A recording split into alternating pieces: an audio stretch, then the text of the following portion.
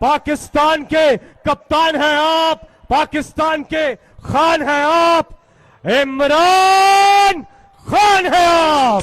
दहरान भी हम इसके अल्लाह की रजा से हैं, निगहबान भी हम इसके अल्लाह की रजा से हैं, निगहबान भी हम इसके।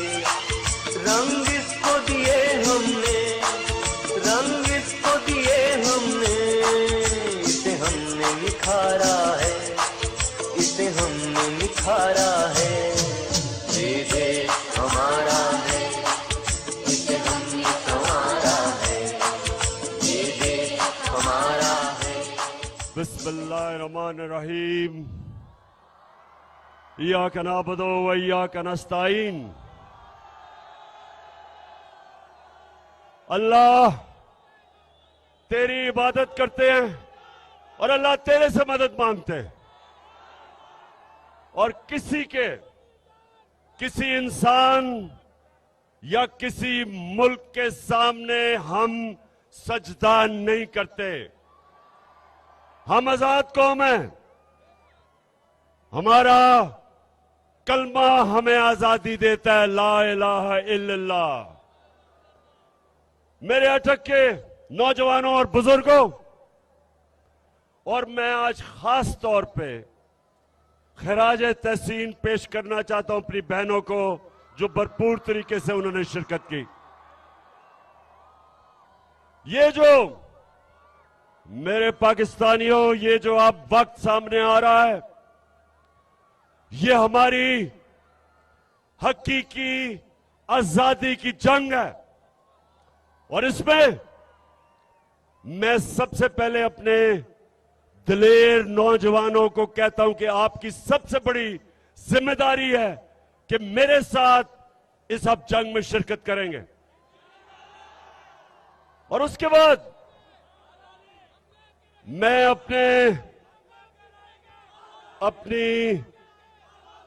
अपनी ख्वातीन को, अपनी बहनों को, सबको कहता हूं कि आपने शिरकत करनी है। जिस तरह तहरीके पाकिस्तान में हमारी ख्वातीन ने शाना बशाना हमारे मर्दों के साथ उस तहरीक में शिरकत की थी। मेरे पाकिस्तानियों, ये हमारे मुल्क पे एक फैसला कुन वक्त है। बहुत बड़ा फैसला होने जा रहा है कि क्या हम एक आजाद मुल्क बन के रहेंगे या ये अमरीकियों के गुलामों की गुलामी करेंगे। ये फैसला कुन वक्त है। मैंने फैसला किया है कि ये पॉलिटिक्स नहीं, ये जहाद है। मैंने ये फैसला किया कि मैं किसी सूरत, जब तक अल्लाह ने मुझे जिंदा रखा, मैं कभी इन चोरों को, डाकुओं को, गुलामों को कभी कबूल नहीं करूंगा। अल्लाहू अल्लाहू अल्लाहू अल्लाहू अल्लाहू अल्लाहू। ये ज़मीं जब न थी, ये जहां जब न था। मेरे पाकिस्तानियों, मेरे अटक के गयूर शहरियों,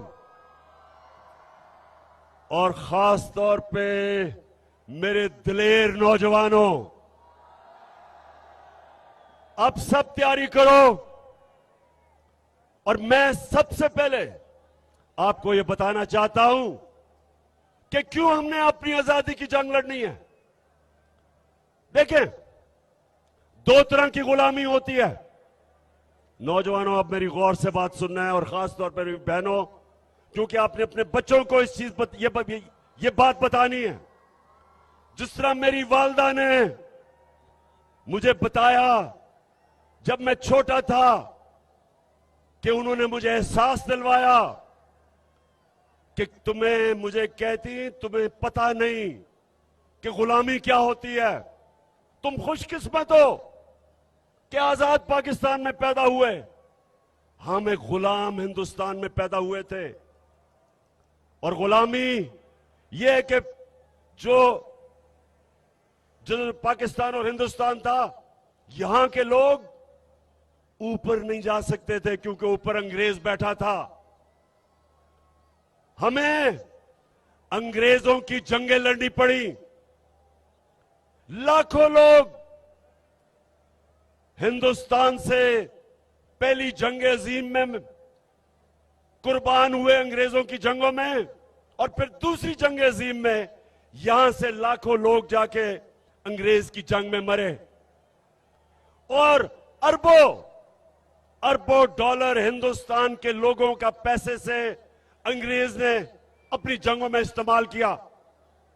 यह है जबकि एक कब्जा करके आपके ऊपर लोग गुलाम करते हैं। लेकिन दूसरी गुलामी कि जब हमें हुक्म मिला, एक अमेरिका से हुक्म आया जनरल मुशर्रफ को कि तुम अगर हमारी जंग में शामिल नहीं होगे तो हम तुम्हें बम मार के तुम्हारा मुल्क तबाह कर देंगे। अंग्रेजी में उसने कहा, we will bomb you into stone age. तो क्या हुआ? बदकिस्मती से उस वक्त जो हमारे मुल्क का सरबराह था, उसने अपने लोगों की दिफा नहीं की, घुटने टेक दिए और हमें फतह किए बगैर हमें अमेरिका की जंग में ले गया। हमारे 80,000 लोग उस जंग में कुर्बान हुए। 3 गुना हमारे फौजी, अमेरिका से 3 गुना ज्यादा हमारे फौजी अमेरिका की जंग में कुर्बान हुए। 100 अरब डॉलर से ज्यादा पाकिस्तान का पैसा खर्च हुआ उस जंग पे। 2 किस्म की गुलामी, एक को कहते हैं कॉलोनियलिज्म, जब आपके ऊपर फतह करके एक मुल्क हावी हो जाता है, जो अंग्रेज की गुलामी थी।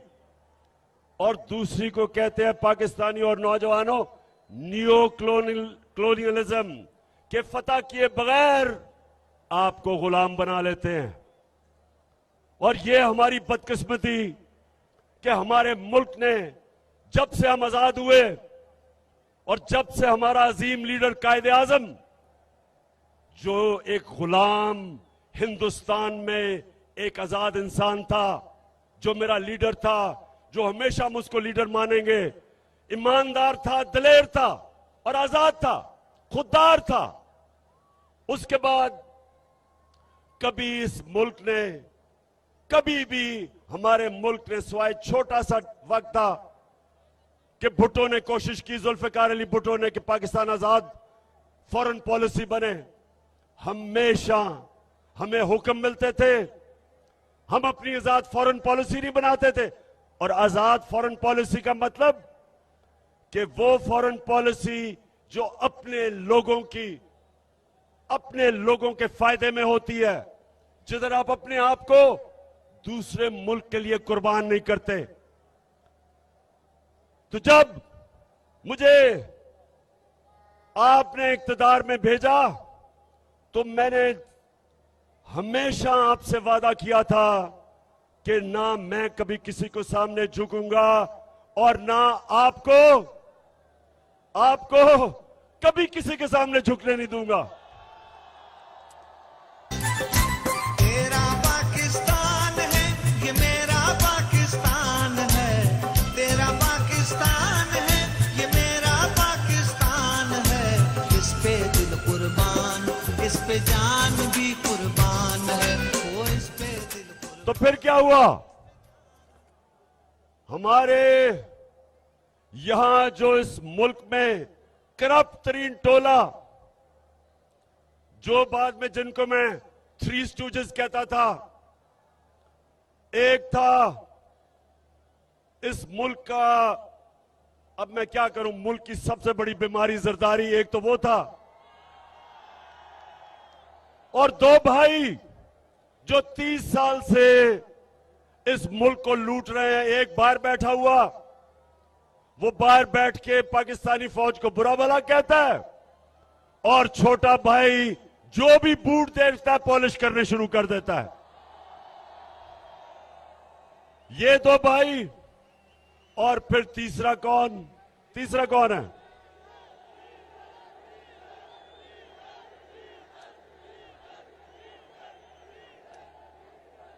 तीसरा जो 30 साल से इस्लाम को बेचता है।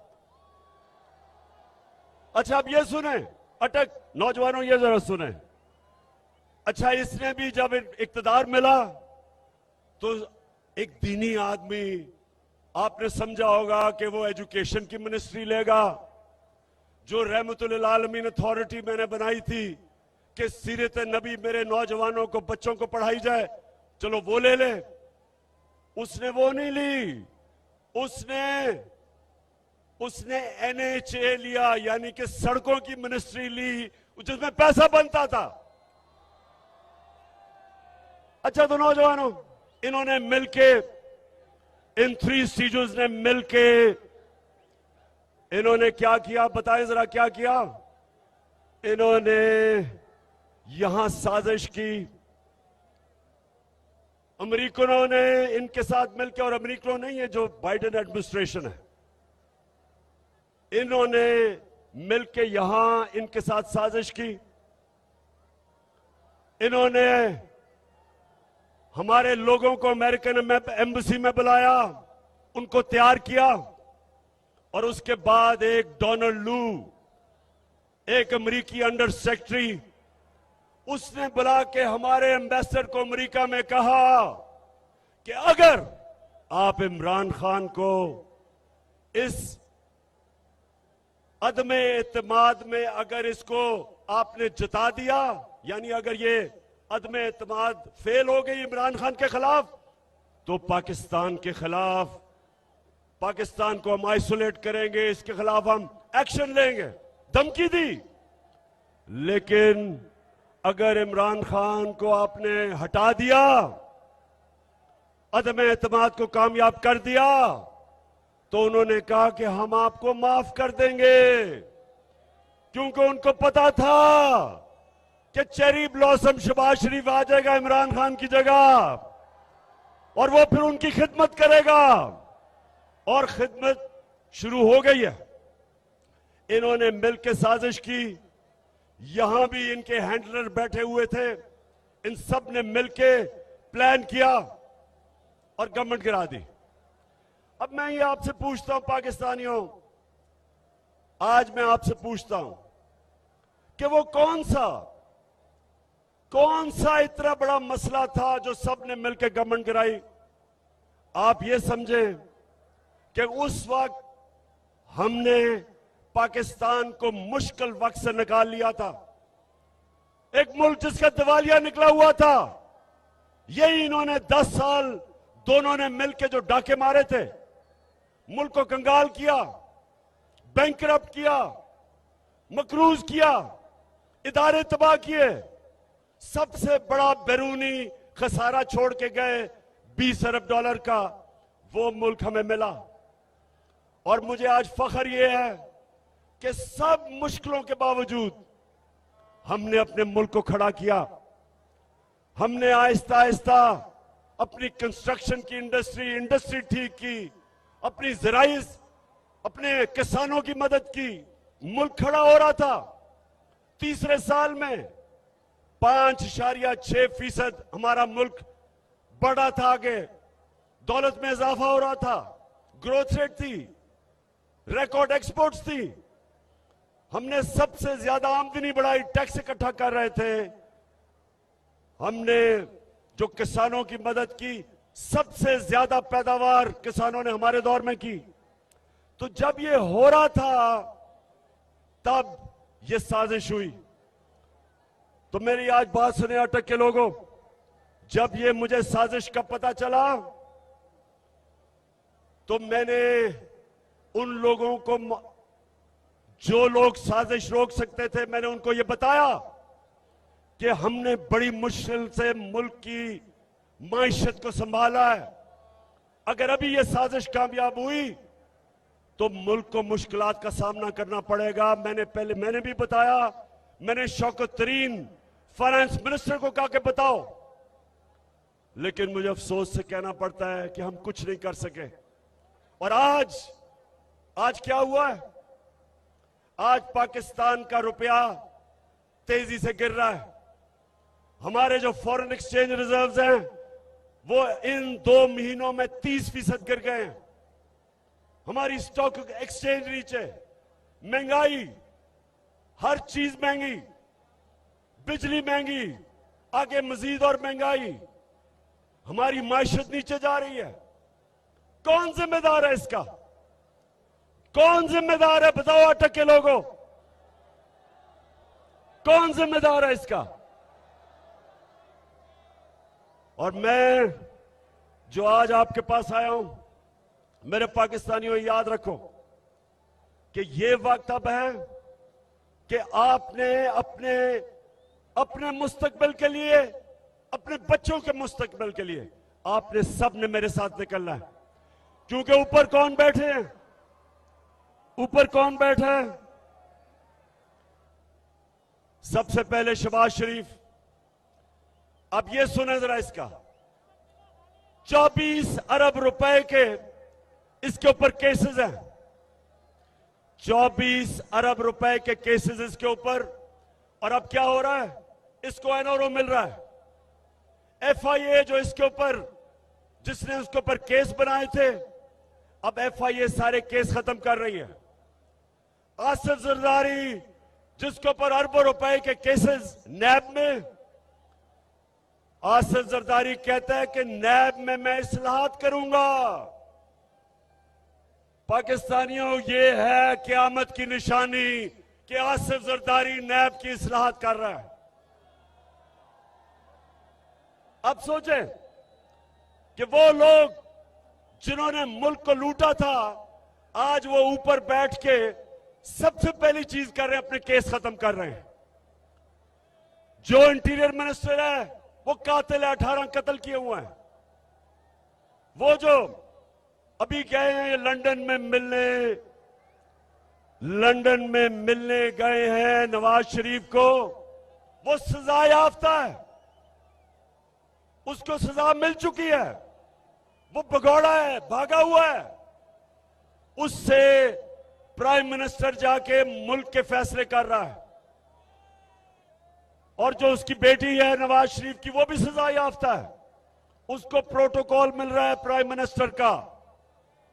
उसके पीछे रेंजर्स और पुलिस फिर रही है, जिसको सजा दे चुका है हमारा सुप्रीम कोर्ट, और वो बेल पे है, जमानत पे है।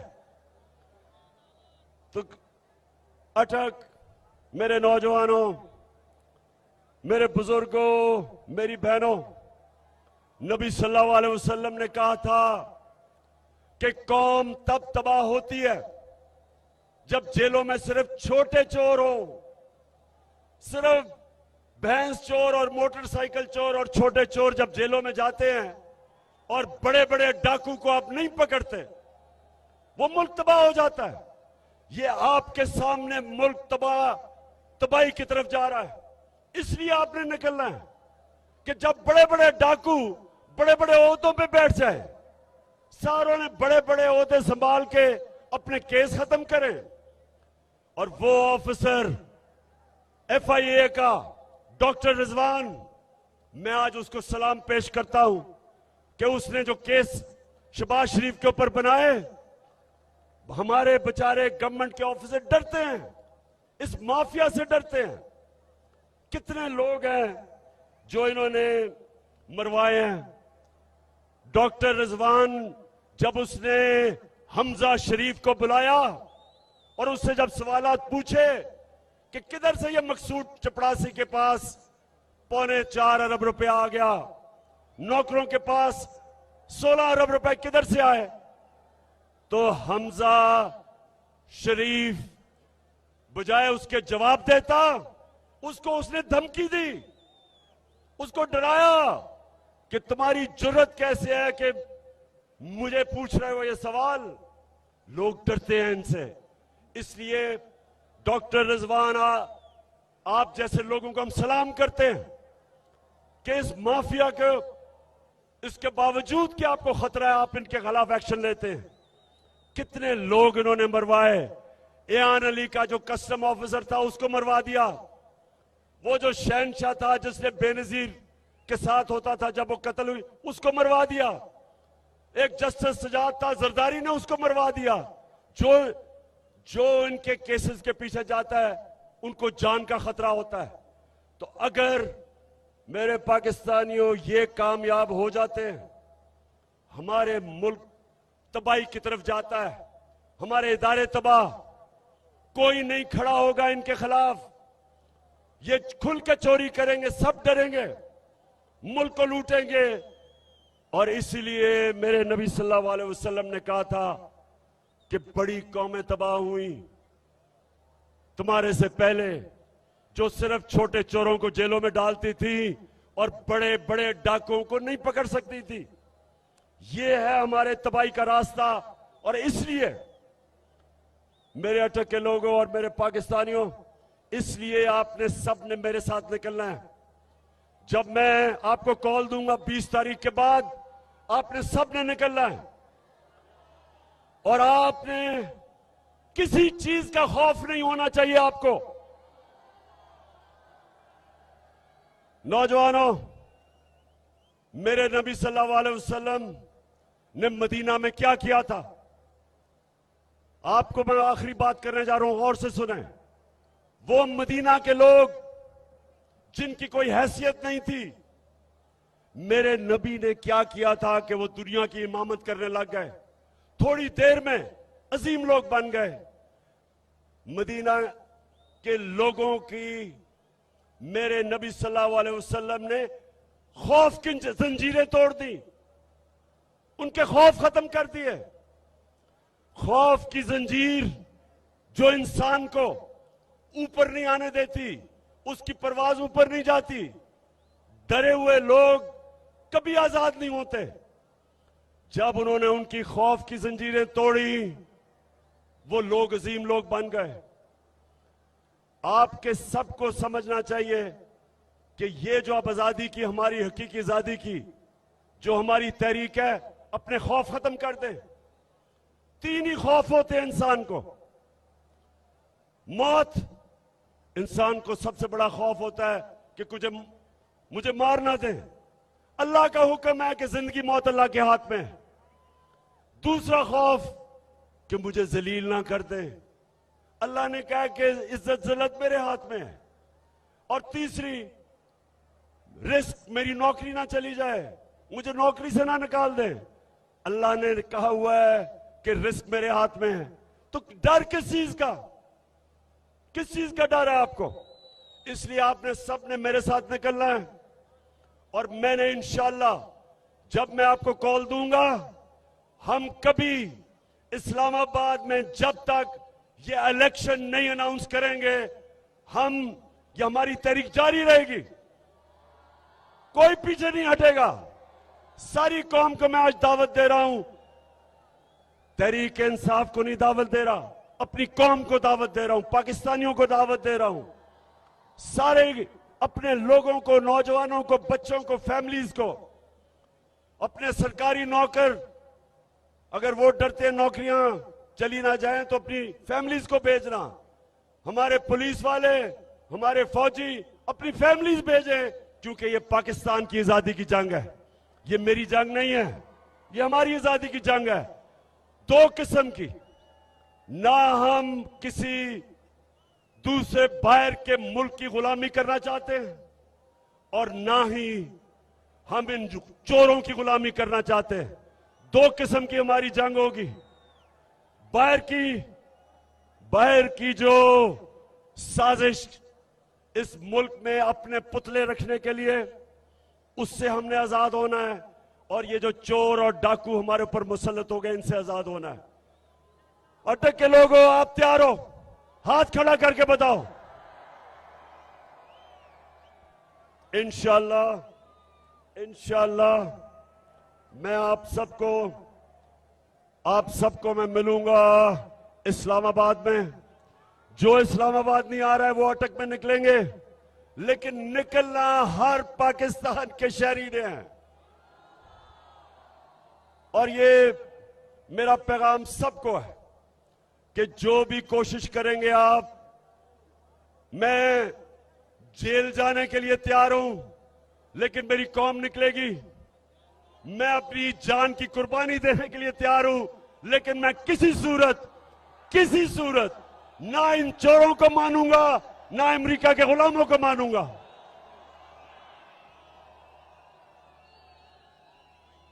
अटक के लोगों, आज जिस तादाद में आप निकले हो, और जो मेजर साहब आपको, अमीन असलम आपको और जुल्फी बुखारी आपको, सबको, और जितने भी उन्होंने ऑर्गेनाइज किया है, मैं सबको खराज तहसीन पेश करता हूं। सिर्फ आपने ग्राउंड बोर्ड थोड़ा और पीछे करते तो और लोग आ सकते थे, बाहर भी इतने ज्यादा लोग हैं, लेकिन आज मैं आप सबको खराज तहसीन पेश करता हूं। और इंशाअल्लाह